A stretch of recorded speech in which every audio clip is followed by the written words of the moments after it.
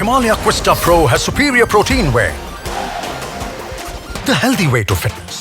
नमस्कार, मैं हूं राहुल त्रिपाठी और आप देख रहे हैं राजस्थान तक। इस वक्त हमारे साथ मौजूद हैं राजस्थान के कैबिनेट मंत्री प्रताप सिंह जी खाचरियावास। आइए इनसे जानते हैं सरदार शहर में के उपचुनाव और कांग्रेस के जो भी राजनीतिक उठापटक जो चल रही है अभी उसके बारे में। सर, सरदार शहर उपचुनाव को लेकर के क्या लग रहा है, कांग्रेस की क्या स्थिति है? सरदार शहर उपचुनाव 100% कांग्रेस पार्टी जीतेगी। कारण है भंवर लाल जी शर्मा के प्रति वहाँ के लोगों का बहुत ज़बरदस्त प्यार है। उनका व्यक्तिगत रिलेशन हर एक व्यक्ति के साथ वहाँ पे सरदार शहर में है। वो व्यक्ति ऐसा था जिसने मैन टू मैन पॉलिटिक्स की और हर घर में अपना रिश्ता बनाया।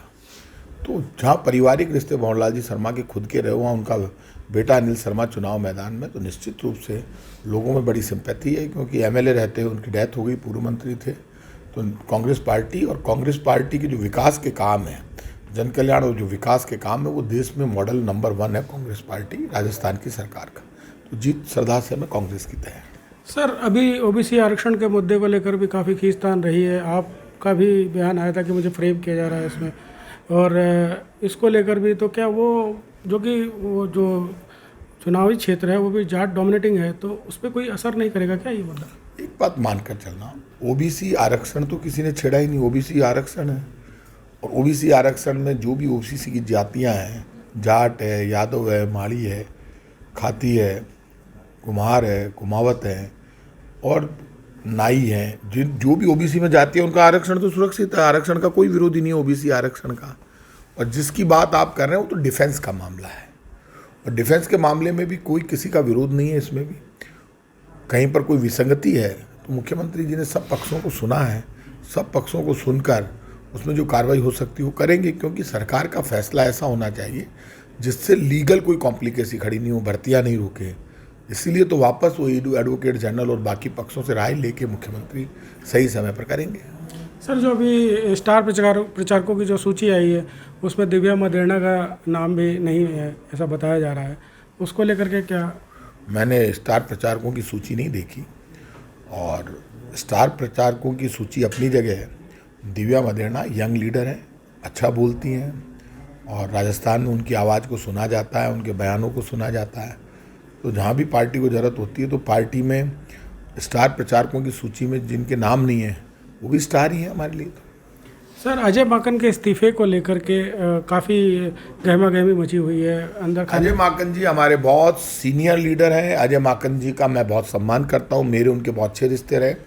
अजय माकन जी यहाँ पर हमारे यहाँ प्रभारी हैं अभी, और उनके द्वारा जो काम किए गए उससे कांग्रेस को राजस्थान में मजबूती मिली है। हमारा परिवार है।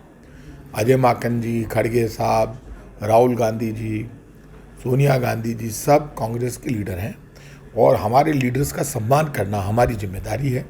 क्योंकि एक परिवार जब संगठित होकर आगे बढ़ता है और एक दूसरे का सम्मान करता है तभी पार्टी मजबूत होती है। हम उनका बहुत सम्मान करते हैं। लेकिन सर, कहा यह जा रहा है कि उनके इस्तीफे की वजह जो है वो अनुशासनात्मक कार्रवाई जो नहीं हुई है उसकी वही जो है। देखिए, ये सारा मामला ऑल इंडिया कांग्रेस कमेटी के स्तर का है। ऑल इंडिया कांग्रेस कमेटी के नेता खड़गे साहब और माकन साहब दोनों उस वक्त साथ आए थे, और खड़गे साहब खुद राष्ट्रीय अध्यक्ष, वो देख रहे हैं। पार्टी का नेतृत्व जो भी फैसला करता है वो पूरे देश को मान्य होता है। सर, अभी आपने दिल्ली जाने की बात कही थी, दिल्ली जाने वाली बात जो है, दिल्ली जाने वाली बात मैंने इसलिए कही कि दिल्ली में भी अपने नेताओं से संपर्क होना चाहिए। मेरा ये मानना है कि मीडिया मैनेजमेंट जो दिल्ली का है और बीजेपी कांग्रेस दोनों में, दिल्ली अपनी एक ताकत है। तो दिल्ली में हमारे सब कांग्रेस के सीनियर लीडर बैठते हैं, मैं उनसे जाकर मिलूंगा, राजस्थान की स्थिति परिस्थिति उनके बारे में भी बात करूंगा, और लीडरशिप को राजस्थान की सच्चाई सामने आनी चाहिए, पता चलना चाहिए। राजस्थान में 2023 में सरकार बनाना हमारी जिम्मेदारी है, और संगठित होकर हम सब जाएंगे चुनाव में, तभी तो हम जीत कर आएंगे।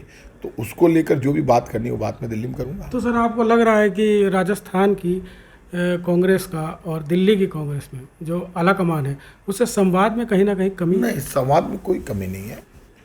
देखिए, पॉलिटिक्स की अलग अलग स्टाइल होती है हर नेता की।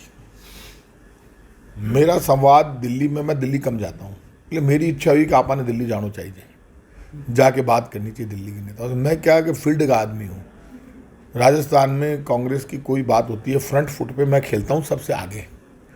फुटबॉल लेके मैं ही चलता हूँ गोल मारने के लिए। सरकार बचाने की बात हो, सरकार की तरफ से लड़ने की बात हो, खून पसीना बहाने की बात हो, विपक्ष में होते हैं जब चाहे संघर्ष की बात हो, तो हम आगे रहते हैं।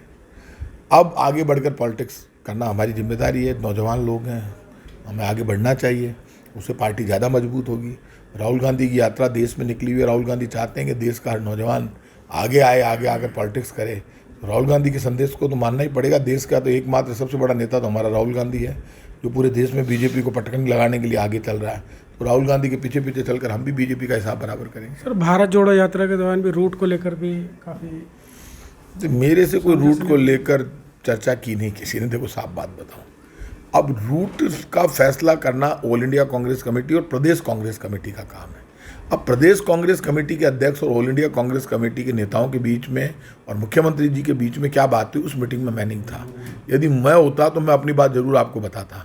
तो रूट को लेकर कोई प्रॉब्लम नहीं है। राजस्थान के किसी भी रास्ते पर राहुल गांधी पद यात्रा करेगा, वहाँ पे हजारों लोगों को लेकर मैं खुद भी उनके साथ चलूंगा और राजस्थान का एक एक कांग्रेस का कार्यकर्ता राजस्थान में पलक पावड़े बिछाकर राहुल गांधी का स्वागत करेगा।